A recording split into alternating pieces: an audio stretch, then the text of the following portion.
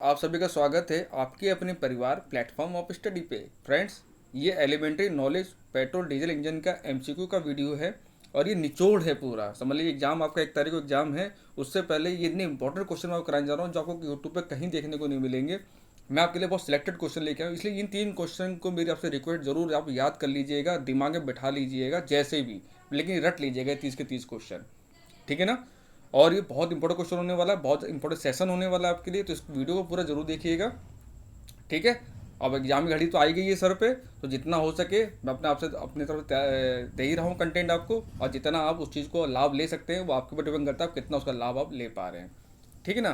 तो ये बहुत इंपॉर्टेंट सेशन है पेट्रोल डीजल इंजन से रिलेटेड। जो मेन क्वेश्चन में पूछे जाते हैं ना, वही क्वेश्चन मैंने आपके लिए लिए हैं। ठीक है ना। तो ये फुल रिविजन है एग्जाम से पहले। ठीक है ना। तो फ्रेंड्स, पहला क्वेश्चन है, which of the following is an engine coolant property. निम्नलिखित में से कौन सा इंजन शीतलक गुण है? Low freezing point, low thermal specific heat, low thermal conductivity या लो थर्मल स्टेबिलिटी।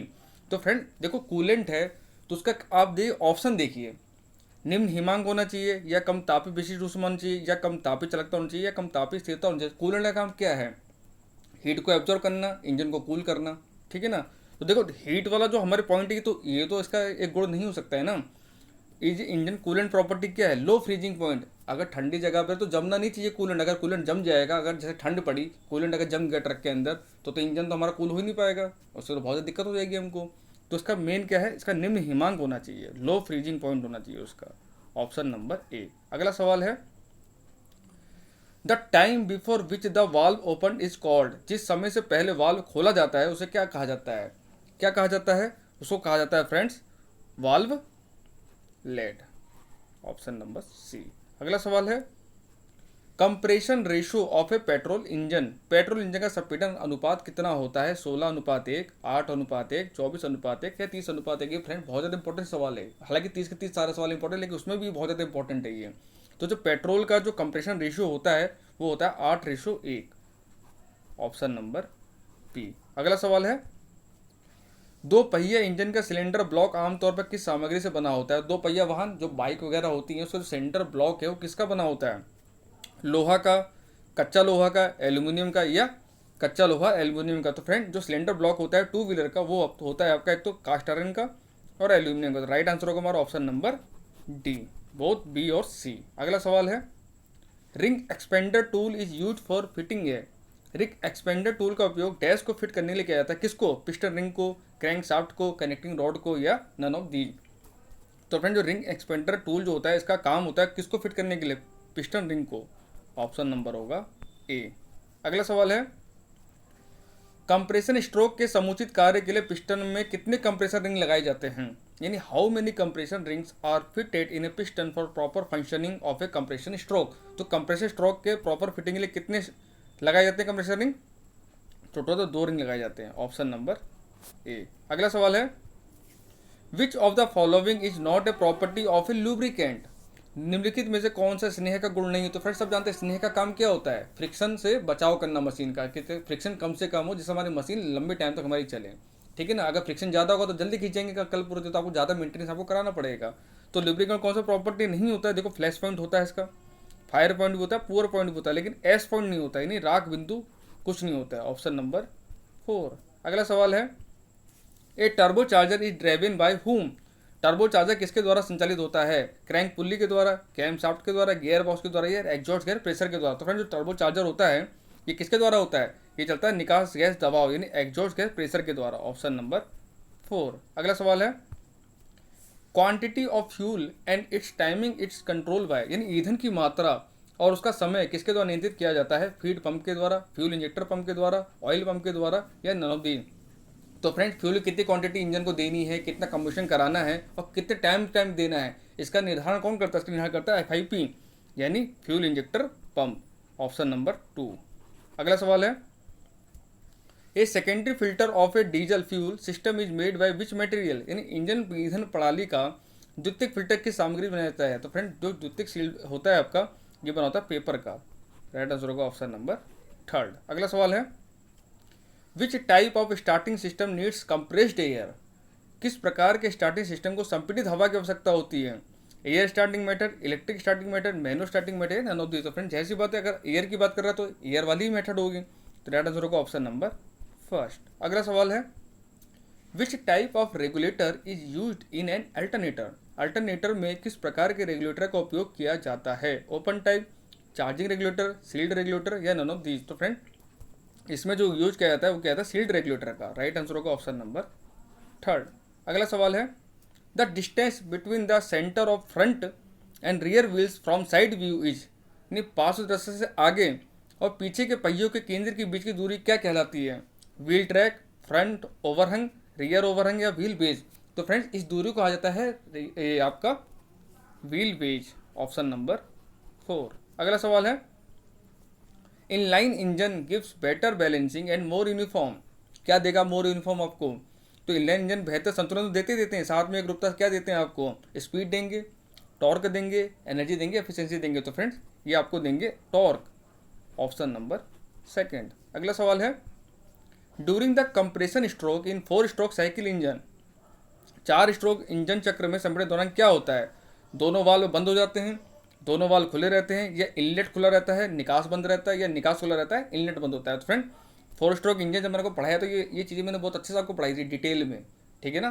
कब वाल्व ओपन होते हैं, कब इनलेट ओपन होगा, कब आपका एग्जॉस्ट ओपन होगा, वही सवाल आपसे पूछा गया था घुमा फिरा के। तो ये क्या होता है, इसमें दोनों वाल्व हमें क्लोज हो जाते हैं। Option number first.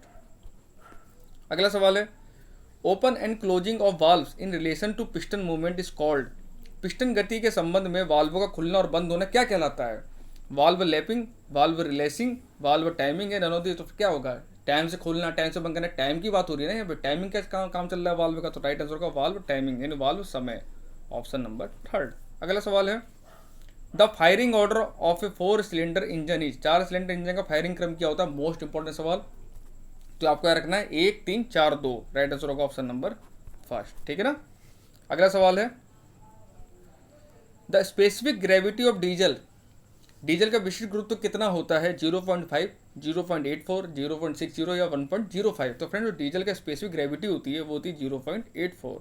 Option number second. अगला सवाल है, what is the full form of CRDI। CRDI का पूर्ण रूप क्या है? तो फ्रेंड CRDI जो है ये फुल फॉर्म होता है आपका common rail direct injection. Right answer होगा ऑप्शन नंबर 4, ठीक है ना। अगला सवाल है, how much more power is available in A engine after fitting the turbo supercharger. यानी टर्बो सुपरचार्जर लगाने के बाद इंजन में कितनी अधिक शक्ति उपलब्ध होती है? बहुत सा सवाल है ये। तो कितनी अच्छी होती है? ये होती है कि 25% से लेके 40% तक। Option number third. अगला सवाल है, which part of A sump in an engine indicate the level of oil. Engine में नाप दाप का कौन सा भाग तेल के स्तर को इंगित करता है? तो आप देखते हैं ना ड्राइवर लोग एक स्टिक जैसे निकालते हैं, उसमें देखते हैं हाँ भाई कितना ऑयल है संप में जो ऑयल है उसी को नापा जाता है, फिर कपड़े साफ करते हैं, फिर दोबारा नापते हैं, तो उससे एक एक्यूरेट पता जाता है कि हाँ हमारी गाड़ी में इतना ऑयल है। तो क्या होता है उसको हम बोलते हैं डिप स्टिक। राइट आंसर होगा ऑप्शन नंबर फर्स्ट। और जो लोग गाड़ी चलाते हैं उनको तो पता ही होगा। अगला सवाल है, which filtering material is used in a secondary fuel filter. द्वितीयक ईंधन फिल्टर में किस फिल्टरिंग सामग्री का उपयोग किया जाता है? तो फ्रेंड्स पे क्या जाता है? द्वितीयक, अभी मैंने आपको बताया था पेपर। Option number third. अगला सवाल है, which type of thermostat is most commonly used in modern automobiles. आधुनिक ऑटोमोबाइल में किस प्रकार का थर्मोस्टेट सबसे अधिक उपयोग किया जाता है? वैक्स टाइप, बेलो टाइप, प्लंजर टाइप या नन ऑफ दीज। तो फ्रेंड्स आजकल जो आधुनिक मॉडर्न ऑटोमोबाइल है उसमें सबसे ज़्यादा वैक्स का प्रयोग किया जाता है, वैक्स टाइप का। राइट आंसर होगा ऑप्शन नंबर फर्स्ट। अगला सवाल है, the exhaust manifold is connected to the cylinder head of an engine by. यानी एग्जॉस्ट मैनीफोल्ड को इंजन के सिलेंडर हेड से किसके द्वारा जोड़ा जाता है? कॉपर गैस्केट के द्वारा, एस्बेस्टोस गैस्केट के द्वारा, फाइबर गैस्केट के द्वारा या बोथ 1 और 2। तो फ्रेंड्स इसमें तांबे का भी उपयोग किया जाता है और एस्बेस्टोस का भी उपयोग किया जाता है। राइट आंसर होगा हमारा ऑप्शन नंबर 4, ठीक है ना। अगला सवाल है, clutch is a part of. Clutch किसका भाग है? तो क्लच का संबंध किससे होता है? मैंने आपको जो क्लच सिस्टम बताया था क्या बताया? ट्रांसमिशन। क्लच का संबंध हो रहा है ट्रांसमिशन से। तो राइट आंसर होगा हमारा ऑप्शन नंबर फर्स्ट, ठीक है ना। अगला सवाल है, what is the voltage produce by spark plug. तो स्पार्क प्लग का प्रयोग आप जानते हैं पेट्रोल इंजन में स्पार्क प्लग के द्वारा ही इग्निशन किया जाता है। तो स्पार्क प्लग द्वारा उत्पन्न वोल्टेज कितना होता है? आपको वोल्टेज पता होना चाहिए कि कितना हाई वोल्टेज होता है। अभी आपको पता लगे कितना हाई वोल्टेज होता है इसमें। ये बहुत सा सवाल है, बहुत बार पूछा गया एग्जाम्स के अंदर ये सवाल। तो फ्रेंड जो स्पार्क प्लग का जो वोल्टेज होता है वो होता है 18,000 वोल्टेज। अब सोचो 18,000 वोल्टेज कितना ज़्यादा हुआ।